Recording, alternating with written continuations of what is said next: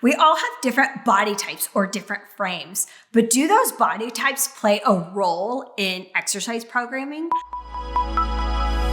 I'm short, I'm 5'1". I gain muscle relatively quickly. And I'd be lying to you if I said that lifting heavy didn't make me a little fearful that I would get bulky on my short, small frame, because my goal is health. It's longevity. I'm in my 40s. I'm losing muscle mass. So I want to maintain that muscle mass. I want to have a toned look. I want to keep up with my family of 5. I want to have good body composition. So to align with those goals, how big of a role does body type play into that? Also, age and hormones. As we age, we are losing muscle. So the role that also plays in exercise programming. So first, let's talk about body types.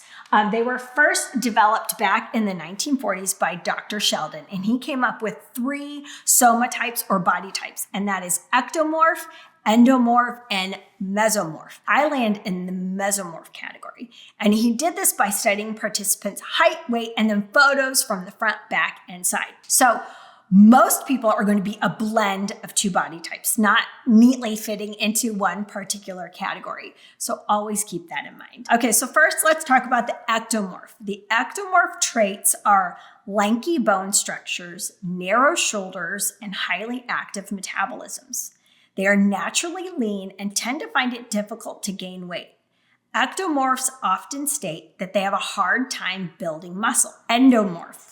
Traits for the endomorphs are having rounder, softer bodies and less natural muscle definition. They usually have larger bone structures. Endomorphs find it difficult to lose fat. However, they can build muscle rather quickly. Mesomorph. Mesomorphs are the middle of the road body types. They are characterized as such due to their moderate frames and somewhat athletic build. Of the 3 soma types, mesomorphs appear the most proportionate. Mesomorphs also have the capacity to gain and lose muscle fairly easily. This term also describes those with highly responsive muscle cells. Exercise programming for each body type.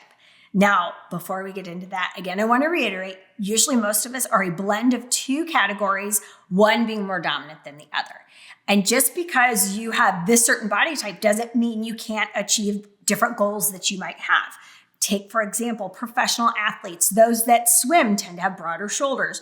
Those that run tend to have lean legs. So just because you're a certain body type doesn't mean you can't achieve the goals that you have. When creating an exercise program, there are 3 main components. You've got your strength training, your aerobic training, also known as your cardio or your cardiovascular training, and then your flexibility. For ectomorphs who find it harder to maintain or see muscle definition, strength training should be the focus and cardio geared more towards general health. So here's what that looks like. 4 strength training sessions a week plus daily steps or walking.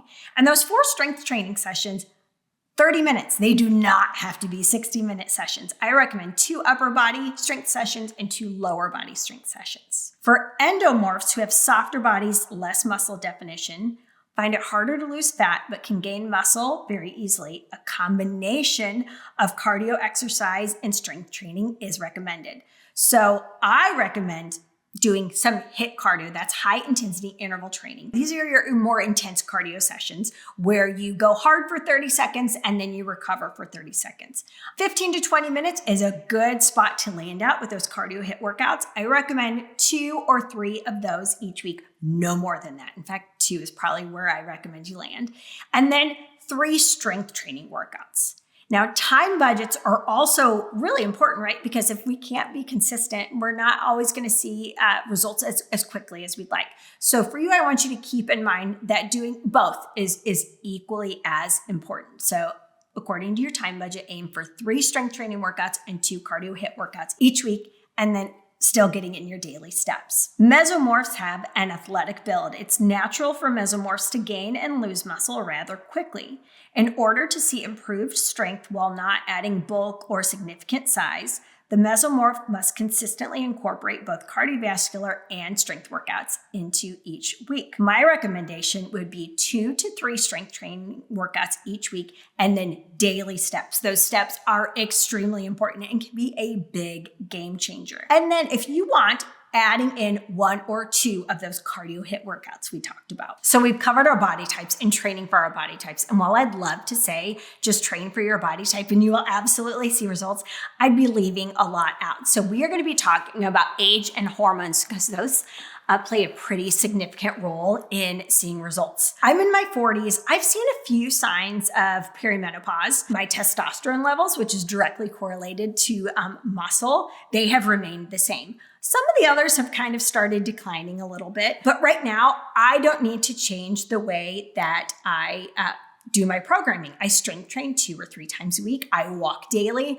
I like to run, so sometimes I'll toss in a run 1 time a week. But as my hormone levels decline, as my age increases, as I get closer to menopause or after menopause, my programming would look different and should look different. So this is highly individualized. So let's talk about what age and hormones do. Okay, so as we age, testosterone levels naturally decline, and this affects our ability to build and maintain muscle.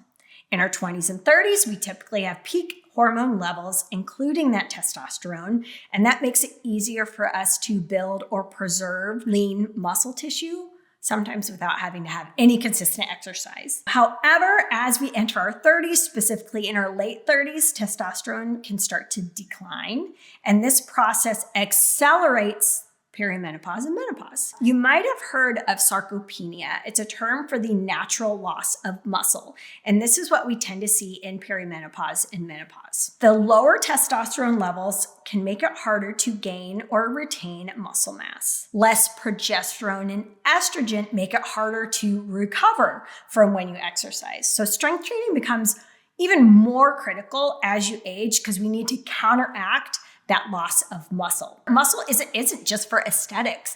It increases our metabolism or our BMR, our basal metabolic rate. It does so many things for our neuromuscular system, for our balance, for our coordination, for our joints, for our bone health. So first, I want to tell you that weight training is essential for building and preserving muscle. And all that weight bearing also helps with bone health and all of those great things as we age. So it is an absolute, we must do it. But should we be doing it with bar type workouts where I'm doing more repetitions and lighter weights, or should we be doing heavier lifts with fewer repetitions? Over the last several years, we've done focus groups of over 1,000 women. And what we have found is that strength training, those heavier lifts, are really key in seeing a better body composition that's reduced fat while increasing muscle. And then adding in some bar, but bar not necessarily being your main type of exercise if age is something that's creeping up on you. And I would say that the type of workout, being a bar workout or a heavier lift, isn't as important as being consistent. I'm a mom to 3 preteens and teens. I'm in my car a lot. I love it, wouldn't change it. But can I accommodate my schedule so that I can stay consistent doing 3 strength training workouts and get in my daily steps? So there are several components that you need to look at. If you need any help with that consistency, I've linked below a free trial to our weekly schedule. I've also listed all of the research notes in the show notes.